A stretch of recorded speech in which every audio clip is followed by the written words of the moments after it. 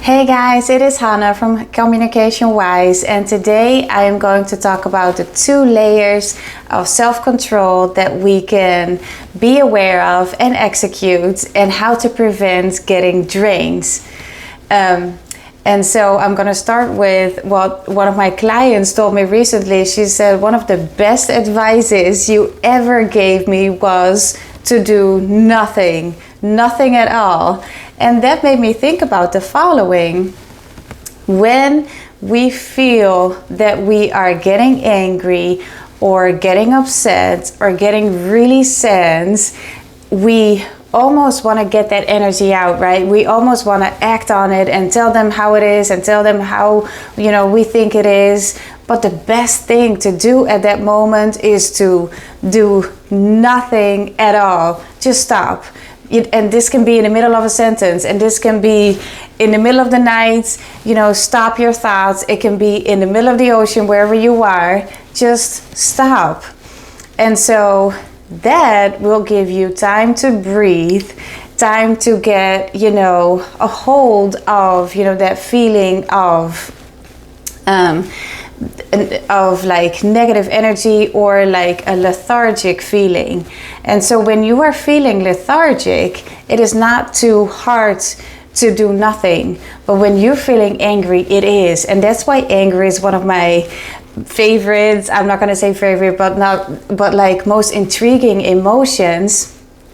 And the fun part is that yes, it starts to boil up, and yes, we feel it, and yes, we can stop it, because we're either gonna work or like continue or like act on these trigger thoughts, or we can decide to do nothing, let them go. An average emotion lasts like 90 seconds? We can do this, we can do nothing for 90 seconds because there's always breathing going on. There's always sounds that we hear. There's always something else than the boiling inside of us. If you don't like to focus on breathing, you can, stop your body from moving and then feeling what's going on in your hands. There's always a little bit of sensation going on there. And that might sound a little weird or a little like, I don't know, spiritual, whatever, but it's not, because it's very practical and very effective.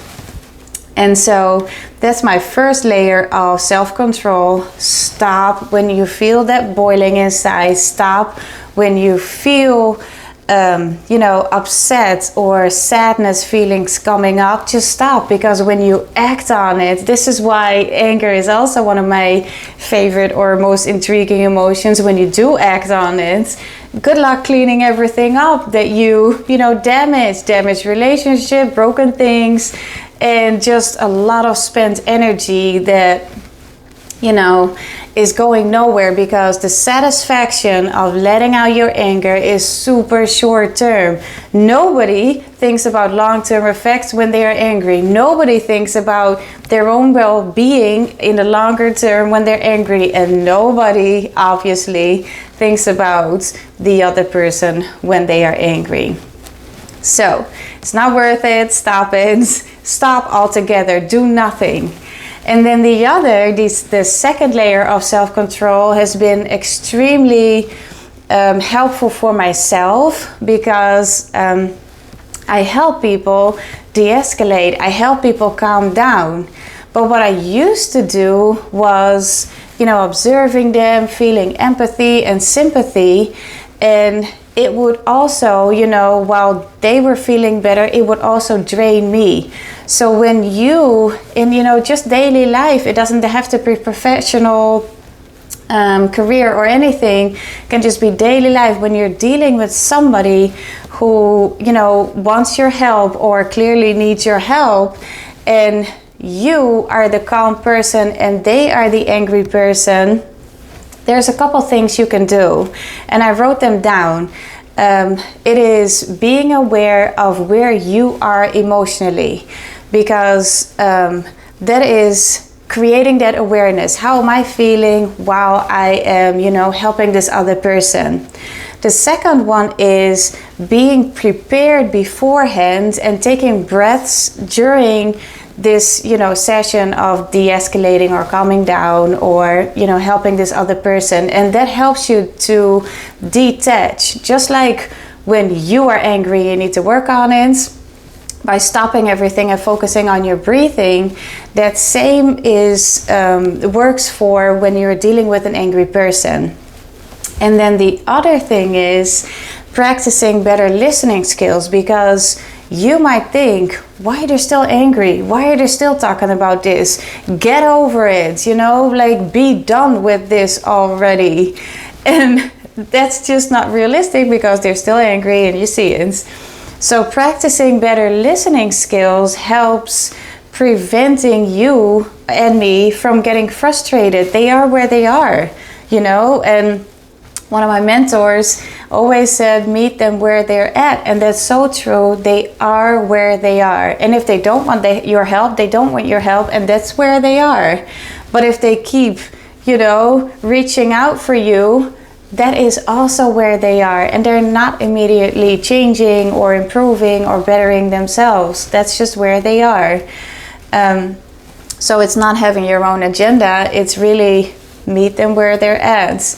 And then this one I just talked about is balancing out, that natural empathy or sympathy that we are feeling for somebody else who is clearly disturbed. They're in some mental pain. And when you are helping them, you just don't want to go there. You want to stay where you are. You're not even helping them by going down there and, trying to meet them there. No, you're staying up there and you're just being genuinely curious, because that helps you stay here and they're down there. And by being genuinely curious, you can ask the right questions. You don't have to feel what they are feeling. And that's been the greatest lesson for me in all these years. You don't, and you better not, because you want to be effective helping. So this is a really big one for me. And then the last one is constantly reminding the other person, whoever they are, your family member, your child, your grandparents, your friend, your co-workers, whoever they are, your neighbors, by refocusing them on the goals. What is it what you want? You want to find a solution. You don't want to stay there. You just want to feel better. And then from the better feeling place, find a solution. So the goal is to de-escalate. The goal is to feel better. The end goal is find a solution for whatever is, bringing you down there. So that the focusing helps you not focus so much on the current emotions. They're gonna go away. They're temporary, and everybody is fluctuating all the time, so nobody's staying down there that you can help, that you're able to help. So those are my tips, and they're really practicing self-control. First, self-control, controlling my own emotions. When I'm going down, I stop. And then self-control when you are helping somebody else, which can really, really benefit them and you by you staying up there, the tools to do it, and then going from there. I'm hoping this was helpful. I'm gonna end with a Dutch saying, or it was something that my mother always used to say, which was beheers je, which means control yourself. And when you're able to control yourself, you're pretty much ready to take on everything that you want. So I'm hoping this was helpful. Please like, subscribe, comment, reach out. My website is communicationwise.org. ORG, and I hope to hear from you. I hope that you like this and maybe you want to share it so other people can benefit from it too. Thank you so much, and until next time.